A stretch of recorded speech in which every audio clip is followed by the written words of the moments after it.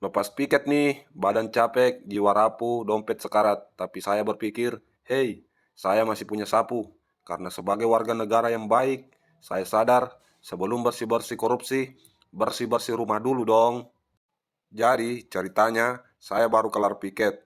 Bukan piket militer ya, bukan piket ronda, tapi piket kantor. Yang kerjanya nggak terlalu kerja, tapi capeknya kayak habis gendong utang negara. Piket itu unik. Datang pagi-pagi, senyum ke tamu, sambil mikir, saya di sini karena keterpaksaan atau panggilan jiwa. Terus ngangkat galon air 19 liter yang berasa kayak ngangkat mantan yang belum move on. Intinya, piket itu ngajarin kita satu hal. Kalau kamu masih hidup, kamu masih bisa disuruh. Akhirnya pulang ke rumah, keringat sudah luntur, tapi beban hidup masih menempel. Saya masuk ke rumah lihat lantai, astaga. Ini rumah atau lokasi syuting film horor. Debunya tebal, bisa dipanen buat dijual kiloan. Saya lihat sapu di pojokan, sapu itu menatap saya dengan tatapan penuh harap. Seolah dia bilang, bro, sudah waktunya kita reunian.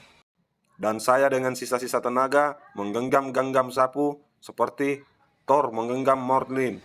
Hari ini aku akan bersih-bersih. Menyapu itu kelihatannya gampang ya, tapi pas dijalanin baru sadar ini olahraga ekstrim. Baru 5 menit menyapu, saya sudah mulai ngos-ngosan. Keringat netes kayak air bocor dari pipa PDAM. Debu-debu berterbangan, masuk hidung, mata dan hati. Saya sempat debat sama Debu, loh, Debu, kenapa kamu masih di sini? Kan saya sudah sapu. Debu jawab, saya tidak pergi, saya menempel di kenangan.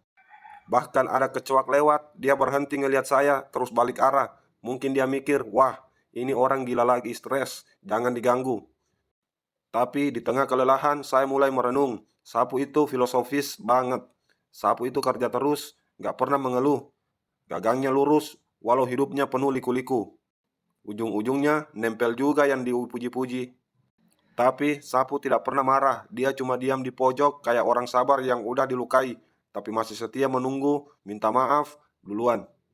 Setelah 2 jam bertarung melawan debu keringat dan kebodohan sendiri, rumah bersih, tapi saya tumbang. Terkapar di lantai sambil lihat langit-langit mikir, kenapa saya tidak tidur aja tadi. Tapi ya, lepas piket dan nyapu rumah itu pengalaman spiritual.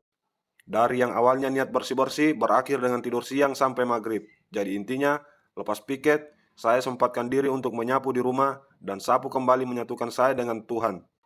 Moral dari cerita ini, jangan remehkan sapu, karena kadang hal kecil di rumah bisa jadi alasan kamu gak punya waktu buat mengeluh. Dan buat kamu yang belum nyapu hari ini, tenang, debu tidak lari kemana-mana. Dia sabar menunggu kamu sadar diri.